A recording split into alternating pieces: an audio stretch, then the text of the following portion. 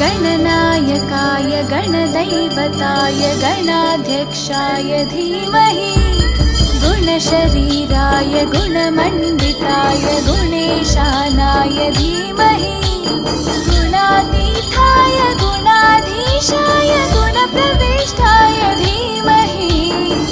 एकदन्ताय वक्रतुण्डाय गौरीतनयाय धीमहि